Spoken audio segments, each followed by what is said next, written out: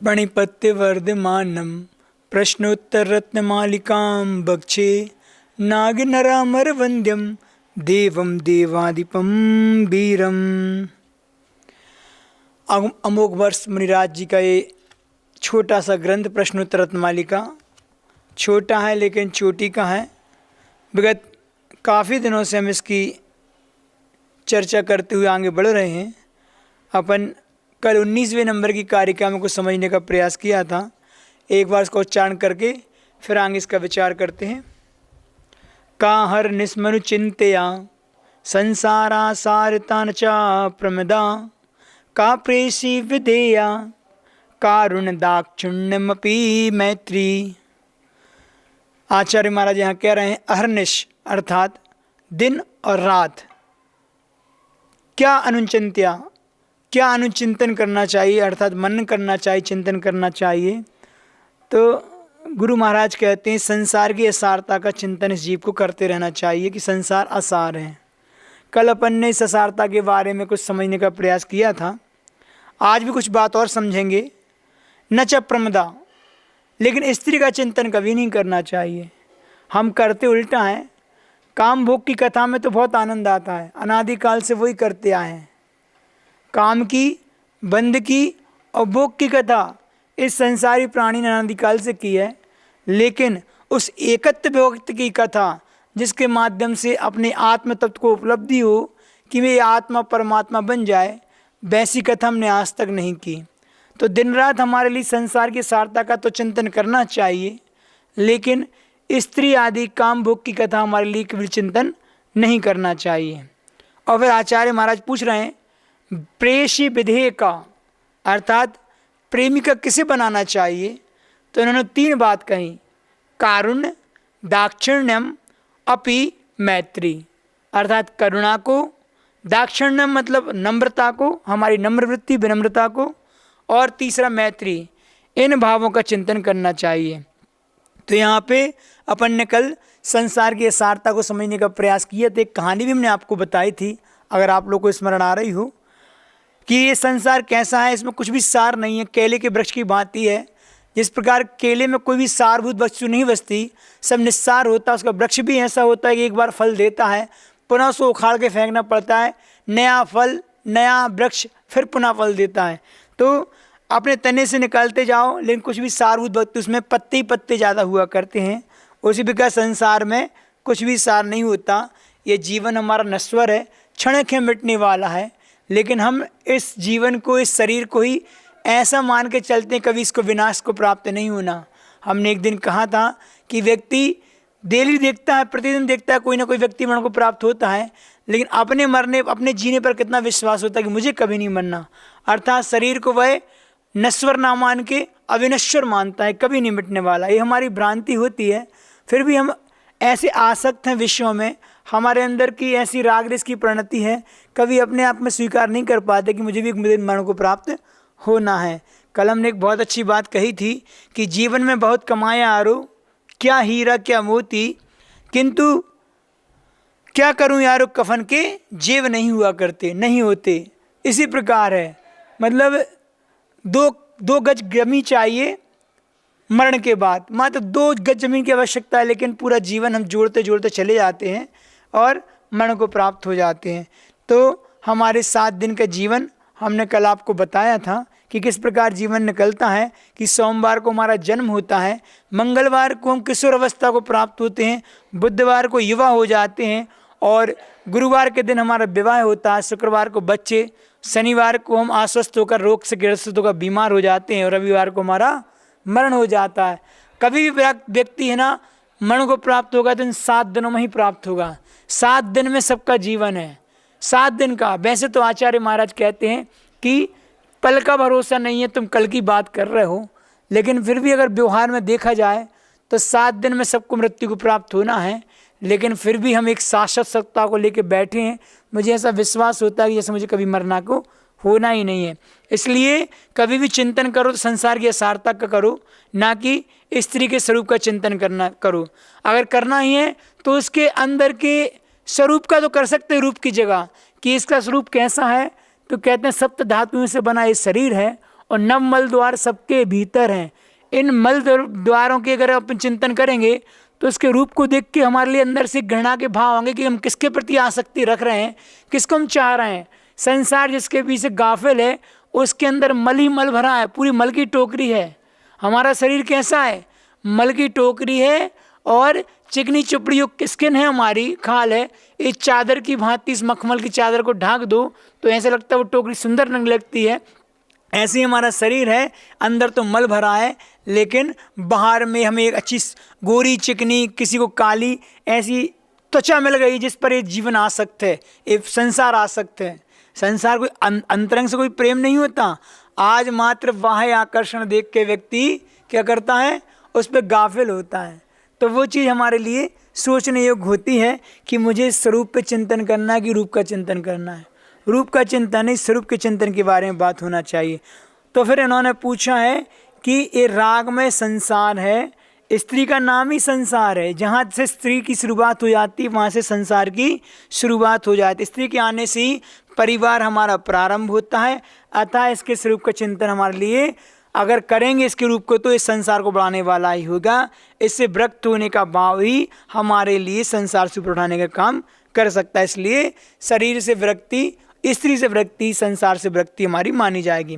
फिर उन्होंने लिखा है कि प्रेमिका किसे बनाना चाहिए, तो आचार्य महाराज कहते हैं कि करुणा, नम्रता और तीसरा भाव है कि मैत्री को अपनी प्रेमिका बनाना चाहिए। करुणा के बारे में कल अपन ने समझा था कि ऐसे कौन कौन से व्यक्ति पूर्व में हुए हैं महापुरुष जिन्होंने करुणा के माध्यम से अपने जीवन का विकास किया है। तो आचार्य महाराज ने बहुत अच्छा एग्जाम्पल दिया था कि पार्श्वनाथ भगवान के वह जीव जो राजकुमार अवस्था में नाग नागिन के जीव को जलने से बचाया, वह उनकी करुणा का ही परिणाम था। अमित कीर्ति और अमित प्रभ नाम के मुनिराजों ने शेर को उसकी पर्याय के भटकाव से बचा के उसके कल्याण में कारण बने। और भी बहुत से जीवनधर स्वामी ने अंत समय में कुत्ते के लिए जो कुणमुकार मंत्र का मंत्र दिया था, जिसके महात्म्य से वह आगे चल के देव बना और फिर बाद में उसने कई बार उनकी रक्षा की। तो ये सब दया करुणा के भाव होते हैं। प्रेमी को बनाओ तो इसको बनाओ। दुष्ट पुरुष कैसा स्वभाव वाला होता है, दुष्ट व्यक्ति, तो दुष्टों का स्वभाव हमेशा ऐसा होता है कि निर्दोष व्यक्ति में भी दूषण लगाना, या निर्दोष व्यक्ति की वाणी जो निर्दोष है उस वाणी, निर्दोष वाणी में भी एक दूषण लगाना होता है। जैसे सुधा रसमयी चंद्रमा होता है ना, सुधा मतलब अमृत के रस को पीने वाला होता है, उसको ग्रहण करने वाला होता है। ऐसे बिंब की शोभा को चकवा और चकवी जो पक्षी होते हैं वो दूषण देते हैं कि इनके कारण हमारा वियोग हो गया। मतलब रात के अंधेरे में जो उनका योग मिलना था, चंद्रमा की रोशनी में वियोग होता है तो उसको दोष देते हैं, चंद्रमा मेरे लिए मेरे वियोग में कारण बन जाता है। तो ऐसे दुष्ट प्रकृति के लोगों का स्वभाव होता है कि अच्छाई में भी बुराई देखने का वो बनते हैं। इसलिए कभी भी हो हमारे लिए दूसरों की बुराई नहीं, ये दुर्जनता की निशानी है, दुष्टता की निशानी, जो हमें अच्छे लोगों में भी बुराई देखने में आती है और जो बुरे में भी अच्छा देखे वह सज्जन व्यक्ति होता है। आचार्य कुंद स्वामी महाराज ने बहुत अच्छी बात कही, धर्म की परिभाषा लिखी उन्होंने कि धम्मो दया विशुद्धो, अर्थात धर्म वही है जो दया से विशुद्ध। जहाँ दया है, करुणा है, वही धर्म है। किसी भी धर्म में, किसी भी परंपरा में, किसी भी संप्रदाय में हिंसा को धर्म नहीं माना। हिंसा जहाँ है वहाँ धर्म है ही नहीं है, अहिंसा ही धर्म है। वो एक बात अलग है कि हम अपने खुद के ऐसे कह सकते हैं कि अपनी आसक्ति के कारण, अपने स्वाद के कारण हम जीवों को घात करके खाते हैं और ये बहाना बनाते हैं कि संसार में जीव हुई इसलिए कि मारने के लिए। अगर हम इनको मार के ना खाएं, इनको अपनी जिह्वा का स्वाद का विषय ना बनाएं, तो संसार में पैर रखने को जगह न मिले। ध्यान रखो, प्रकृति को सब मालूम है और प्रकृति अपनी व्यवस्थाएं सब बनाती है। वह अनुकूल प्रतिकूल वातावरण में सबको कैसे सामने रखना है, तो अपने आप प्राकृतिक व्यवस्था में सब एक संतुलन बना रहता है। लेकिन हम अपने स्वार्थ के लिए और अपने स्वाद के लिए कहते हैं कि ये जीव तो हमारे मारने के लिए बने हैं। ध्यान रखो बंधुओं कि धर्म वही है जहाँ दया है, जहाँ करुणा है। जहाँ करुणा और दया के लिए स्थान नहीं, वह धर्म हो ही नहीं सकता। मुझे नहीं लगता कि किसी भी धर्म में, किसी संप्रदाय में हिंसा को स्थान दिया होगा। अगर हिंसा को स्थान दिया तो वह धर्म हो ही नहीं सकता। धर्म तो दया के साथ ही हुआ करता है। इतनी बात अपन ने दया के सामने पढ़ी, करुणा को देख पढ़ी, और अपन आगे पढ़ते हैं नम्रता क्या कहते हैं, किसे प्राप्त किया जाता है और पूर्व में ही महापुरुषों ने नम्रता को प्राप्त किया। तो कहते हैं कि दो मुनिराज हुए, एक नरवाहन और सुबुद्धि। इन नाम से आप लोग नहीं जानते, लेकिन हम आपको बता दें इनके अपर नाम कौन से। पुष्पदंत भूतबली महाराज हैं, जिन्होंने सठखंडागम ग्रंथ की रचना की है।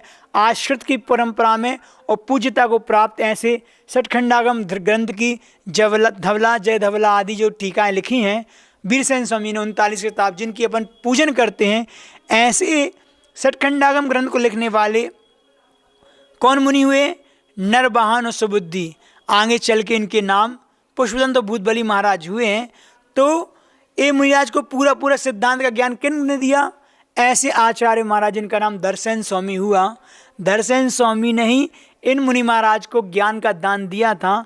लेकिन कब दिया? जब वे नम्रता के साथ गए, उन्होंने अपने मस्तक को झुकाया और उनसे बिना अनुनय की कि भगवान आपकी कृपा हो जाए तो ये आचारांग का थोड़ा सा विज्ञान हमारे अंदर जाए, तो ईश्वर की परंपरा का निर्वाह आचार्य परंपरा से चलता रहे, आप हम पे कृपा करें।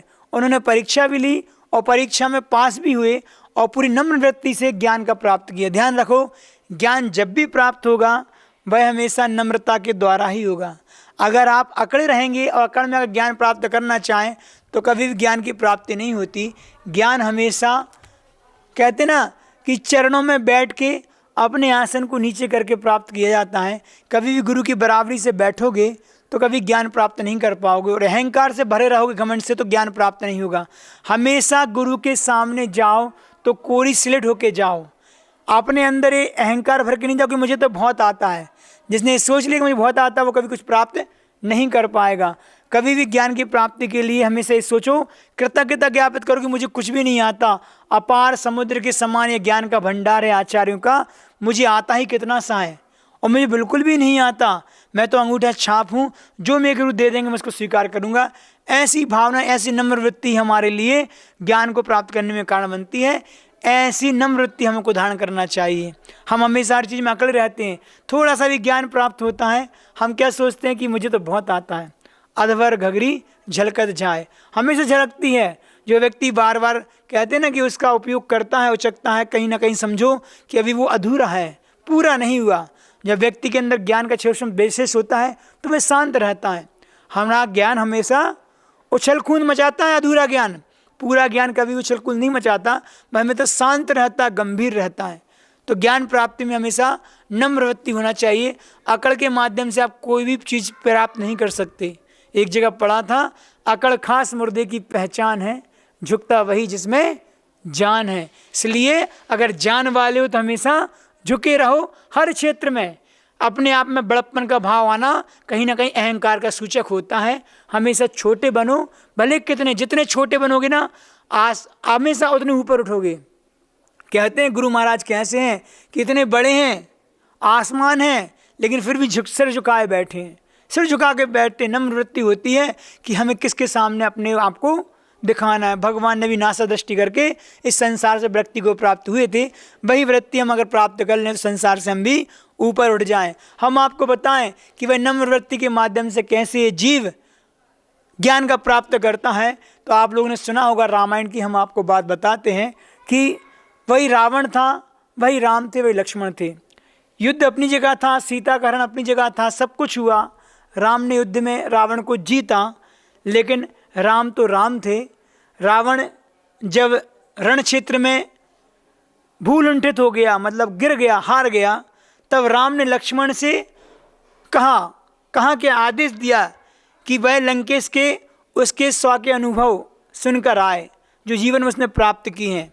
बड़े भाई का आदेश होने पर भी लक्ष्मण संकोच में पड़ गए कि रावण जैसे आता है जिसने मेरे साथ इतना बुरा किया, आपके साथ बुरा किया, सीता के साथ बुरा किया, और जिसके सुनकर उसके नाम सुनकर रोम रोम क्षुब्ध हो जाते हैं, ऐसे उस रावण के पास समीप जाने के लिए आदेश दे रहे हैं भैया।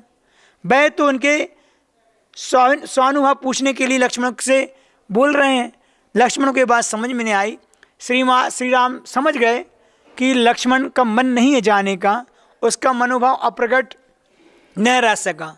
वे बोले, हे वत्स, रावण से हमारा कोई द्वेष भाव ना था, केवल उसके निंद कर्म से ही विरोध था।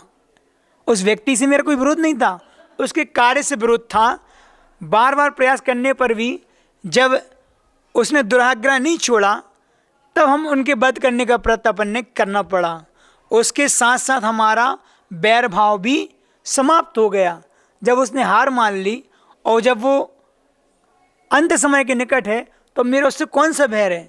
श्री राम फिर कुछ तनिक रुक कर फिर बोले मुस्कुराते हुए कि भाई, इस असार संसार में तो सभी को अपनी अपनी बारी में जाना है, किंतु रावण तो अपयश लेकर जा रहा है। उसने दुनिया देखी है, जीवन भर में शासन का अनुभव, उसने जीवन भर के शासन का उसको अनुभव है। मोतियों के खारे समुद्र में गोता मारकर ही रत्न निकाले जाते हैं। वह मोतियों का सागर है, तुम जाओ वो रत्न लेकर आओ। रत्न आदि अपवित्र स्थान में पड़े हों तो भी उसे कोई नहीं छोड़ता। फिर रावण जैसे वायु वृद्ध अनुभवी शासक की सीख लेने से हम क्यों चूकें, इसलिए उसकी सीख लेना चाहिए। मन मारकर, क्योंकि लक्ष्मण का मन नहीं था, भाई का आदेश था, तो मन मारकर लक्ष्मण धराशायी रावण के पास गया और कुछ स्वानुभव बतलाने के लिए जिज्ञासा प्रकट की, किंतु रावण ने बोलना तो दूर है, उसकी तरफ देखना भी पसंद नहीं किया। वह शांत पड़ा रहा। लक्ष्मण शुद्ध हो गए और मन मारकर लौट के आ गए। और जब पूरा वृत्तांत लक्ष्मण ने राम को सुनाया कि मैं तो पहले ही मन नहीं था, लेकिन आपके कहने से गया, उसने मेरी जवाब का उत्तर भी नहीं दिया, सवाल का देखना भी पसंद नहीं किया। तो श्री राम स्नेह वाले स्वर से बोले कि यशस्वी, मालूम होता कि तुम लंकेश के पैरों में नहीं सिर पर बैठे थे। सिर्फ सिरहाने खड़े होकर तुमने सीख लेना चाही थी। सीख तो नम्र और विनयी बनकर ली जाती है, प्राप्त की जाती है। उस पर वह ठहरा लंकाधिपति और वह भी स्वाभिमानी है। यूँ सहज में ही तुम्हारे लाभार्थी महान हो, वह स्वानुभव क्यों व्यक्त करता? वह सहज ही तुम्हारे लिए ऐसे कैसे दे सकता? तुम तो अभिमान से भर के गए थे। तो कोई कितना ही महान हो, लेने के लिए तो हमेशा झुकना ही पड़ता है। इतना बड़ा समुद्र भी क्षुद्र नदी नालों के पानी के लिए उसके नीचे ही रहता है। उसको ग्रहण करने के लिए नीचे का भाव रखना ही पड़ता है। अपनी भूल समझकर लक्ष्मण को भूल का एहसास हुआ और वह फिर एक बार लक्ष्मण विनीत विद्यार्थी बनकर रावण के पैरों के पास गया और नम्रता होकर बोला, बिल्कुल नम्रवृत्ति के साथ बोला। देखो नम्रता बताया था हमने कि अपनी प्रेयसी, अपनी प्रेमिका किसको बनाना है, तो नम्रता को बनाना है। नम्रता के द्वारा वह उसके चरणों में पहुंचता है। लंकेश, मैं आपसे कुछ सीखने के लिए आया हूँ। लक्ष्मण ने विनम्र आग्रह से मरणासन रावण ने शक्ति बटोरी, क्योंकि अब शक्ति क्षीण हो गई थी, अंत समय चल रहा था, और आस्फुट मतलब धीरे धीरे स्वर से, लड़खड़ाते हुए स्वर से कुछ बोलने को कहा। बोला, क्या बोला? हे रामानुज, अर्थात हे लक्ष्मण, लंकेश तो मेरे जीवन काल में ही तुम्हारे भाई ने बंधुद्रोही विभीषण को बना दिया था। मेरे जीवन के काल में मैं जीवन था, उस समय ही तुम्हारे भाई ने विभीषण को बना दिया था। मुझे लंकेश ना कहें, मरण समय तो मुझे लंकेश के कहकर न पुकारें। इस संबोधन से तुम अपने भाई की अभिलाषा का अपमान ही कर रहे हो। देखो कितनी बड़ी बात कही कि लंकेश तो विभीषण जब राम से मिला था उस समय ही तुम्हारे भाई ने लंकेश घोषित कर दिया था, अब मैं लंकेश नहीं हूँ। फिर कुछ क्षण निस्तब्ध हो रहने के बाद रावण धीरे स्वर से बोला। क्या बोला? मैं क्या और मेरी सीख क्या। देखो कैसी अंदर नम्रता आती है कि मैं क्या और मेरी सीख क्या। सीता अपहरण की एक ही भूल ने मेरे जन्म जन्मांतरों के सुकृतों पर पानी फेर दिया। मैंने जन्म जन्म में जितने अच्छे कार्य किए वह सारी सीख मेरी कहाँ चली गई? मात्र एक सीता हरण के माध्यम से उसमें पानी फिर गया। फिर भी सीख देने का पात्र समझते हो तो हृदय पटल पर मेरी कुछ बातें अंकित कर लो। अगर तुम्हें पात्र समझा ही तुमने मुझे कि मैं सीख देने वाला हूँ, तो मैं कहता हूँ कि मेरी 3 सीखें हमेशा याद रखना। कौन सी 3 सीखें वह रावण ने दी अंत समय में लक्ष्मण को? तो कहते हैं शुभ कार्य करने में पल भर भी विलंब नहीं करना। अर्थात कभी भी कोई शुभ कार्य करना हो तो कभी भी उसमें देरी वांछनीय नहीं है, हमेशा जल्दी करना चाहिए। दूसरी सीख, क्रोधावेश में कोई भी कार्य करना उचित नहीं है। कोई भी कार्य आप क्रोध के आवेश में करेंगे तो कितना ही अच्छा कार्य वो विफलता को ही प्राप्त होगा, सफलता को प्राप्त नहीं होगा, काम बिगड़ेगा ही बिगड़ेगा। तीसरी चीज कौन सी कही उसने कि दुष्कृत करने के पूर्व कोई भी पाप करने से पूर्व गुणीजनों की अनुमति लेना अनिवार्य है। मैंने एक पाप किया, सीताखंड किया, किसी की नहीं सुनी, गुणीजनों की बात नहीं मानी, आज मैं भू पर ऐसे पड़ा हूं मरणासन में, मैंने अपनी दुष्कृत के आज पश्चाताप के भाव मेरे अंदर हो रहे हैं। तो ये 3 सीख उस रावण ने लक्ष्मण को दी। हमेशा कार्य करने पर से पहले एक बार सोचना। महापुरुष महान वो होते हैं जो कार्य करने से पहले सोचते हैं, और मूर्ख उन्हें कहा जाता है जो करने के बाद सोचते हैं। तो वो करने के हाथ पश्चाताप भी लगता है, इसलिए पश्चाताप ना हो इसलिए कार्य करने में विलंब भी नहीं करना, और करने से पहले एक बार सोचना है। और क्रोध में कोई भी कार्य नहीं करना। क्रोध के आवेश में आप कोई भी कार्य करेंगे तो विफलता का ही कारण बनेगा। और कभी भी पाप करो, दुष्कृत करने से पहले कभी मन खराब हो रहा हो तो गुरुजनों से पूछ लो कि मुझे पाप करने का मन हो रहा है, हमेशा उनका आपको एक अच्छी शिक्षा प्राप्त होगी। ये 3 सीख रावण ने लक्ष्मण को कहा। रावण कुछ क्षण मौन भी रहा, उसके बाद मौन हो गया। वह नहीं चाहता था कि उसकी शारीरिक वेदना तनिक भी लक्ष्मण को दिखे, मतलब उस लक्ष्मण को आभार व्यक्त करना चाह रहा था। मनोव्यवस्था से किस तरह मंद करके बोला, हे सुमित्रा नंदन, अर्थात सुमित्रा का नंदन था ना लक्ष्मण, मुझ में जीवन में कुछ भूल हुई हैं, मैं स्वयं इसका महत्व न समझ सका। उन भूलों का शुभ कार्य कल पर टालता रहा, क्रोधावेश में भाई को खदेड़ दिया। विभीषण की उसने बहुत अपमान किया था क्रोध के आवेश में। सीता हरण जैसा दुष्कृत्य मैंने किया, बिना विचारे तुरंत कर डाला। किसी ने बार बार कहा, उसके बाद भी मैंने अपने अभिमान से सीता को नहीं छोड़ा। तो कहते कहते लंकेश के शरीर से एक शरण हुई और उसने अपने अर्ध उन्मीलित जो नेत्र थे लक्ष्मण के नेत्रों से मिलाते हुए कहा कि वत्स एक बात ध्यान रखना, एक बात और मैं आपसे कहता हूँ कि यदि तुम राम से कहने का साहस कर सको तो। लक्ष्मण ने मौन रहने पर लंकेश बोला कि कह सको तो कह देना राम से। क्या कहना है कि तुम्हारी संगठन शक्ति, बंधु प्रेम और नारी सम्मान, मातृ पितृ प्रेम, माता पिता के प्रति तुम्हारी भक्ति आदि गुण जहाँ संसार में सुयश बढ़ाएंगे, यश को प्राप्त होंगे, वहीं विभीषण जैसे भातृद्रोही मतलब भैया का द्रोही का और कार्य सिद्धि के लिए साधन बनाना, और दूसरी अपहृत मतलब अपहरण की हुई सीता का अग्नि परीक्षा लेना, ये आपके अपयश में कारण बनेगा। देखो वही बात हुई कि आज भी कहते हैं घर का वेदी लंका ढाए। तो विभीषण अगर ना होते राम के साथ तो राम को कितनी मुश्किल जाती। ये तो बात पक्की थी, राम को लंका को जीतना था, लेकिन इसमें बहुत बड़े सहायक कौन बन गए? विभीषण बन गए। तो ये विभीषण को अपने ग्रुप में लाना और भैया के साथ ये उसने द्रोह करना, ये कहीं ना कहीं समाज के लिए क्या होगा, आगे चल के अपयश का कारण बनेगा। और सीता पवित्र थी लेकिन तुमने उसका क्या किया? अग्नि परीक्षा, ये भी आपके लिए मतलब अपयश में कारण बनेगा। लंका में केवल एक विभीषण था, किंतु इसके उदाहरण से आर्यवर्त में असंख्यात विभीषण पैदा होंगे आगे चल के, जो अपने कुल से हटके दूसरे कुल के लिए मदद करेंगे। ऐसी सीता के उदाहरण से असंख्य सीता अग्नि परीक्षा देने के लिए भी विवश होंगी आगे चल के। ये दोनों अग्नि परीक्षा तो ले ली, लेकिन आगे चल के ना जाने कितनी सीताओं को अग्नि परीक्षा देना पड़ेगा। लंकेश संभवतः और कुछ कहता, लेकिन इसके पहले ही वह उसके प्राण पखुर उड़ गए। अंत समय में ये सीख उन्होंने रावण ने लक्ष्मण को दी। नम्र वृत्ति की बात चल रही थी कि नम्रता के द्वारा ही ज्ञान की प्राप्ति होती है। आप अगर अपने अभिमान में रहेंगे तो कभी भी कोई ज्ञान प्राप्त नहीं कर पाएंगे। रावण अहंकारी था, बात नहीं मानी। लक्ष्मण भी अपने आप में अहंकार थे। राम को पता था कि अगर लंकेश से अगर कोई सीख प्राप्त करनी है तो अपने आप में अंदर में नम्र वृत्ति को धारण करना ही पड़ेगा। तो ये नम्र वृत्ति हमारे ज्ञान के क्षेत्र में प्रकाश करती है। देखो आज नम्र वृत्ति का सबसे अच्छा उदाहरण हम आपको बता दे रहे हैं। कौन है? साक्षात गुरुदेव विद्यासागर जी महाराज। उनकी एक नम्र वृत्ति थी, अंदर की विनम्रता थी कि उन्होंने क्या हुआ कि जब विद्याधर की अवस्था में थे तो आचार्य ज्ञान सागर जी महाराज के पास गए और सारा ज्ञान उनके आचार्य ज्ञान सागर महाराज से प्राप्त कर लिया। क्या कहा था कि ज्ञान प्राप्त करके तुम उड़ जाओगे, विद्याधर हो।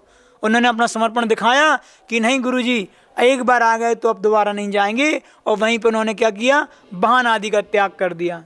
कहाँ एक दक्षिणवासी, ना भाषा का ज्ञान ना बोलचाल, कहाँ मारवाड़ी, इन सब की विपरीतताओं में भी रह के भी उन्होंने कितनी जल्दी हिंदी में अपना उत्कर्ष प्राप्त किया उसमें हिंदी में अपने आप को कितना मजबूत बनाया कि एक महाकाव्य मूक माटी ने लिख दिया। एक कहीं ना गुरु जी की पहचान है कि हिंदी के शब्दों पर कितनी पकड़ प्राप्त की।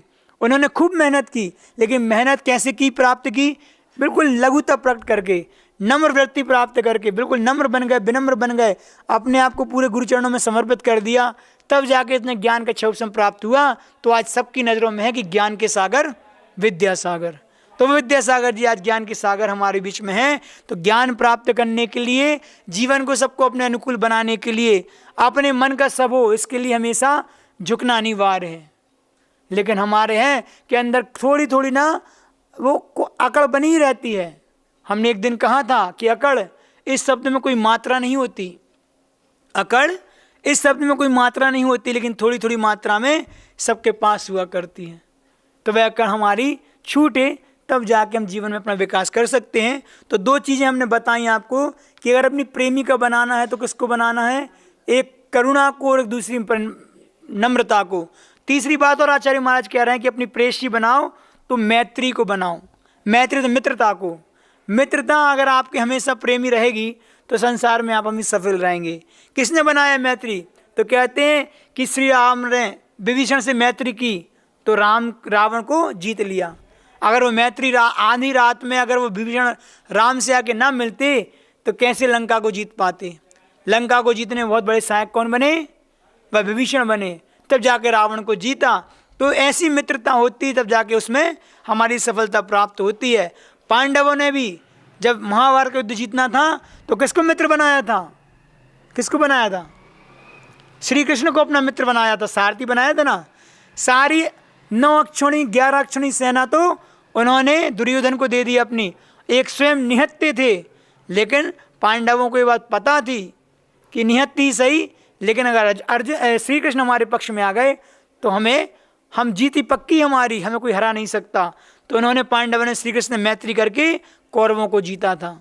इतना भयंकर 18 दिन का महाभारत का युद्ध हुआ था, लेकिन अंत में और कितनी इनकी डबल संख्या थी सेना की, हर चीज़ ज़्यादा थी, डबल थी, लेकिन इसके बाद भी नीति था, न्याय था, सत्य था, और सत्य के बदौलत उन्होंने वहाँ पे उस विजय को प्राप्त किया था।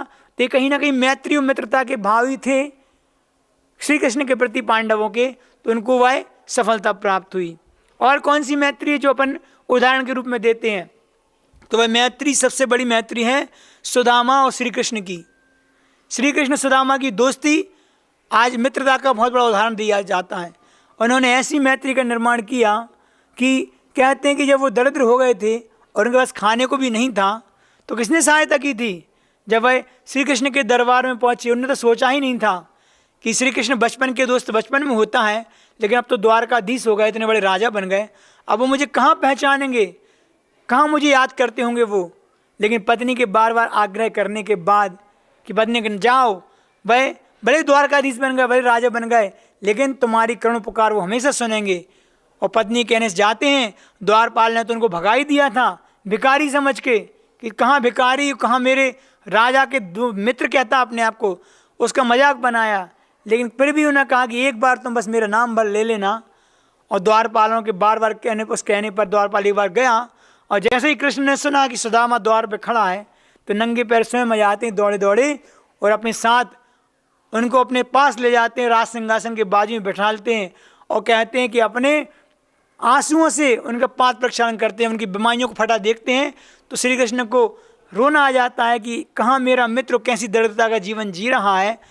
और पाद प्रक्षालन में जैसी वो पानी तो लेके आते, लेकिन अपने आँखों के आंसू से ही उनके पाद प्रक्षालन कर दिया करते हैं। ऐसी मित्रता का उनने पाठ सिखाया। और फिर जाके कहते हैं कि कुछ नहीं कहा उस सुदामा से, और जहाँ वो रहता है, जहाँ पत्नी रहती थी, वहाँ अपने सेवकों को बैग पहुँचा के एक 3 खंड का महल तैयार करवा दिया। कहाँ झोपड़पट्टी में रहने वाला, खाने को नहीं था, महल तैयार करवा दिया, सारी सुख सुविधा के साधन इकट्ठे करवा दिए, पूरे एक नगर ही बसा दिया उसके पास। पूरे नगर बसाने के बाद तब वह सुदामा को कहता है कि अब सुदामा बहुत दिन हो गए, तुम अपने घर जाओ, पत्नी की याद नहीं आती। सुदामा मन में सोचता याद तो बहुत दिन से आ रही है, लेकिन इस चाह में रुका रहा कि कुछ तुमसे मिल जाए, इसलिए नहीं जा रहा था। लेकिन ऐसा कैसा मित्र है, इतना तो स्वागत किया, लेकिन जाने की बारी आई तो ये नहीं पूछ रहा कि तुम्हें कुछ दे दें, तुम्हारी दरिद्रता मिटाने के लिए मैं कुछ स्वर्ण मोहरे मुद्राएं दे दें ताकि तुम अमीर हो जाओ, तुम्हारी दरिद्रता खत्म हो जाए। कुछ नहीं कहा, लेकिन वो भी स्वाभिमानी था तो पंडित ही कि मुंह से कैसे मांगे, नहीं मांगा कुछ। जब श्री कृष्ण ने कहा कि जाओ तुम अपने घर जाओ, बहुत दिन हो गए, तो मुंह लटका के उदासी मन से कि मैं तो पहले ही कह रहा था कि इतना स्वागत करने की आवश्यकता क्या थी, श्री कृष्ण को इतना बनावटी बनने की क्या आवश्यकता थी, जब कुछ देना ही नहीं था तो क्यों रखा अपने पास। बड़बड़ाता जाता अपने घर की ओर जाता। मैं पत्नी से मैंने पहले ही कहा था कि वो मुझे कुछ नहीं देंगे, वो तो बहुत बड़े राजा हैं, लेकिन उन्होंने कुछ भी नहीं दिया। दुखी मन से अपने घर की ओर जाता है और जब वहाँ पहुँचता है तो वहाँ का नज़ारा ही बदला हुआ देखता है कि मैं तो कहाँ एक गांव में रहता था, ये पूरे शहर में कैसे बदल गया, और मेरा घर कहाँ चला गया। एक छोटी झोपड़पट्टी थी वो भी नाश को प्राप्त हो गई, यहाँ आने से क्या पता मेरी पत्नी कहाँ होगी। और जब जाके देखता है तो 3 खंड के महल में पत्नी के अपने रात साइड ठाट देखने को मिले कि वो पहचान नहीं भूल गया कि मेरी पत्नी है। पहले दरिद्रता थी, अब तो वो सास श्रृंगार के साथ आभूषण से सुसज्जित है और पत्नी देखने में ही लग रही कि इसकी पत्नी वो तो रानी जैसा जीवन जी रही है। जब आता है तो देखता क्या है कि वहाँ दासी दास सारे उसके आसपास खड़े हैं, उसकी सेवा में लगे हैं। बहुत आश्चर्यचकित होता है और पत्नी आकर उसको गले लगा लेती है कि देखो मैं तुमसे कहा था कि श्री कृष्ण हमारे लिए कितने बड़े उपकारी हैं। उसको एहसास होता है कि मैंने गलत सोच लिया अपने मित्र के बारे में, मैंने ये भरोसा ही नहीं किया था कि मित्र मुझे अपने जैसा बना लेगा। जैसा उसका महल था उसने मेरा महल खड़ा कर दिया और मुझसे एक बार कहा भी नहीं। इसको बोलते हैं मित्रता कि किसी कहने के बिना ही सामने वाले के दुख दर्द को दूर करे, सही मित्रता इसको कहते हैं। तो ऐसी मित्रता संसार में कौन निभाता है, सब स्वार्थ के मीत हैं। अगर आपका अच्छा है तो मित्रता निभाएंगे, अगर आपके जीवन में बुराई आ गई तो वो पहले आपका साथ छोड़ देते हैं। ध्यान रखो, मित्र वह है जो हमारे दुख के दिनों में संकटों में मेरा साथ दे, सही मित्र तो वो कहलाता है। और सुख के दिनों में भले वो पीछे रहे, कहते ढाल के समान होता है मित्र कि सुख में तो पीछे रहे, दुख में आगे हो जाता हमारे बचाव के लिए। ऐसी मित्रता वह सुदामा की और श्री कृष्ण की निभाने को अपन को देखने को मिली। तो ये 3 बातें हमने आपको बताई कि प्रेमी का अगर संसार में किसी को बनाना है तो 3 चीज़ों को बनाए, करुणा को, नम्रता को और मित्रता को। प्राणी मात्र के प्रति हमारे मैत्री के भाव होना चाहिए। सत्येषु मैत्रीम, जब हमारी हृदय की विशालता कहलाएगी, हम प्राणी मात्र के प्रति ये भाव रखें कि सब मेरे मित्र हैं, तो कभी भी आपको उनके प्रति भी क्या होगा, हिंसा के भाव, बैर के भाव, निंदा के भाव नहीं आएंगे, ईर्ष्या मात्सर्य नहीं आएगा, हमेशा मित्रता के भाव बने रहेंगे। ऐसी भावना बनी रहे, इतना ही पर्याप्त समझते हैं। कल फिर नई कारिका के साथ हम उपस्थित होंगे। आज इतना ही पर्याप्त है। आचार्य गुरुदेव भगवान श्री विद्यासागर जी महाराज की जय। अपन थोड़ा सा भजन के माध्यम से इस वाणी इसको पूरा करेंगे। एक छोटा सा भजन। संसार की असारता दुखों की है अपारता, उलझ गए तो कुछ नहीं, सुलझ गए तो शाश्वता। संसार की असारता दुखों की है अपारता, उलझ गए तो कुछ नहीं, सुलझ गए तो शाश्वता। पुकारते हैं अब तुम्हें मुक्तिपुरी के रास्ते, संसार के क्षण के ये सुख नहीं तुम्हारे वास्ते। ये जिंदगी के मोल को हृदय से है निखारता, उलझ गए तो कुछ नहीं, सुलझ गए तो शाश्वता। संसार की असारता दुखों की है अपारता, उलझ गए तो कुछ नहीं, सुलझ गए तो शाश्वता। गुरुदेव भगवान श्री विद्यासागर जी महाराज की द्वादशांग जिनवाणी माता की जय।